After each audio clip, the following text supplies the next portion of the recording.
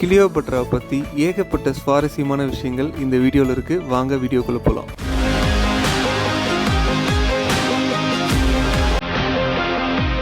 Julius சீசரோட மரணம், அதுக்கப்புறம் அவங்க ரோம்ல இருந்து கிளியோபட்ரா தன்னுடைய மகனோட தப்பிச்சு எகிப்துக்கு வராங்க. எகிப்து வந்த கொஞ்ச நாள்ல அவங்க தம்பியோட மரணம், அதுவும் மர்ம முறையில கொலை செய்யப்படுறாரு. ஆனா கிளியோபட்ரா கொஞ்சம் கூட பயப்படல. அவங்க இப்ப திரும்பவும் ராயல் பிளட்ல இருந்து ஒருத்தரை திருமணம் பண்ணா மட்டும்தான் அரியணையை ஏற முடியும். அவங்களுடைய சொந்த மகனை தான் கல்யாணம் பண்றாங்க. அதே மாதிரி அரியணையிலையும் உட்கார்றாங்க. ஆனா இந்த முறை வேற மாதிரியான ஆட்சியை அமைக்கிறாங்க. இது வரைக்கும் இந்த உலகத்துல இப்படி ஒரு பெண்மணி ஆட்சி புரிந்ததே இல்லாத மாதிரி ஆட்சியோட முறை கம்ப்ளீட்டா மாறுது. அவங்களுடைய உடை, அவங்க உட்கார்ற சேரு, அவங்க இருக்கிற ரூம், இது எல்லாமே ரொம்ப லக்ஸூரியஸா பண்றாங்க. உலகத்துல இப்படி ஒரு பெண் இதுக்கு முன்னாடியும் வாழ்ந்திருக்க கூடாது. இதுக்கு அப்புறம் வேற எந்த நாட்டிலையும் இப்படி ஒரு ராணியும் வாழ முடியாதுன்ற மாதிரி ஒரு வாழ்க்கைய வாழ ஆரம்பிக்கிறாங்க.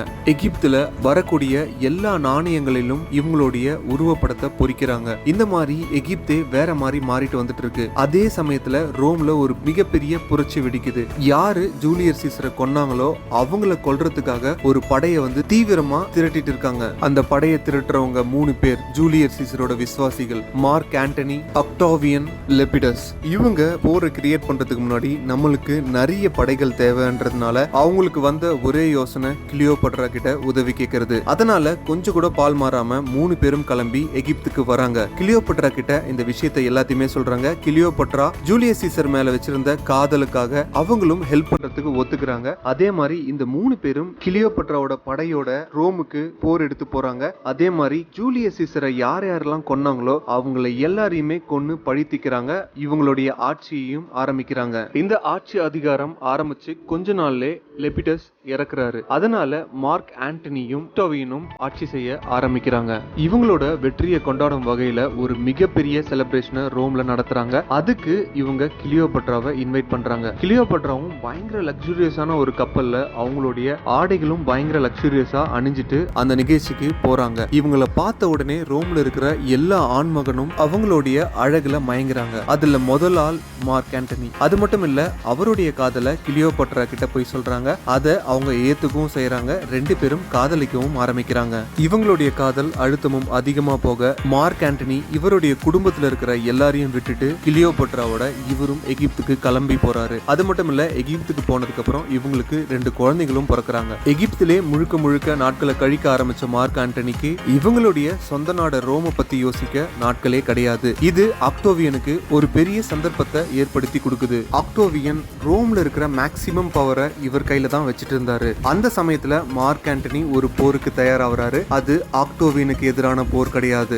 ரோம் நாடுகளுக்கு ட்ரீம் பகுதின்னு ஒரு சில பகுதிகள் இருந்தது. அந்த பகுதிகளை ஆக்கிரமிப்பு பண்றதுக்காக மார்க் ஆண்டனி ஒரு போருக்கு தயாராகிறாரு. அந்த போருக்கு அவருக்கு நிறைய கப்பல்கள் தேவைப்பட்டுச்சு. இவர் கிளியோபட்ரா கிட்ட போயிட்டு உதவியா தான் கேட்கிறாரு. அதுவும் கைமாறு உதவியா தான் கேட்கிறாரு. மார்க் ஆண்டனி சொன்ன விஷயம் என்னன்னா, ரோம்ல சில பகுதிகளை நம்மளுடைய பசங்களுக்கு நான் எழுதி வைக்கிறேன் அப்படின்னு சொன்னதும் இதை கேள்விப்பட்ட அக்டோவியனுக்கு சரியான சந்தர்ப்பம் கிடைச்சிருச்சு. என்னன்னா, ரோமோட எதிரி மார்க் ஆண்டனின்றத விளம்பரப்படுத்த ஆரம்பிச்சிருக்காரு. அவர் என்ன சொல்லி நிறைய பேரை மனசை மாத்துறாருன்னா, ரோம் நாட்டோட ரத்த சம்பந்தமே இல்லாத கிளியோபட்ராக்கு இவரு ரோம் நாட்டோட பகுதிகளை எழுதி வைக்கிறதா அப்படின்னு ஒரு விஷயத்த மக்களிடையே பேச ஆரம்பிக்கிறாரு. அது ஒரு பெரிய கிளர்ச்சியாகவும் ஆரம்பிக்குது. இதனால மார்க் ஆண்டனியோட குடும்பத்தையும் அவங்க சிறைப்பிடிக்கிறாங்க. அது மட்டும் இல்ல, மார்க் ஆண்டனியை எதிர்த்து போருக்கும் தயாராகிறாங்க. ஆனா இந்த சைட் கிளியோபட்ராவும் மார்க் ஆண்டனியும் அவருடைய போரை எதிர்த்து நிக்கிறாங்க. ரோம்ல நடந்த இந்த போர்ல தோத்து போயிட்டு மார்க் ஆண்டனியும் கிளியோபட்ராவும் திருப்பியும் நாடு திரும்புறாங்க. அக்டோவியன் இவங்க 2 பேரையும் உயிரோட விடுறதா இல்ல. அது காலப்போக்குல என்னவாச்சுன்னா, மார்க் ஆண்டனிய சிறை பிடிச்ச கொஞ்ச நாள்ல கிளியோபட்ரா தனக்குன்னு ஒரு சிறையை அமைச்சு அந்த சிறைக்குள்ளதான் வாழ ஆரம்பிச்சாங்க. அதனால இவங்களுடைய காதலை புரிஞ்சுட்ட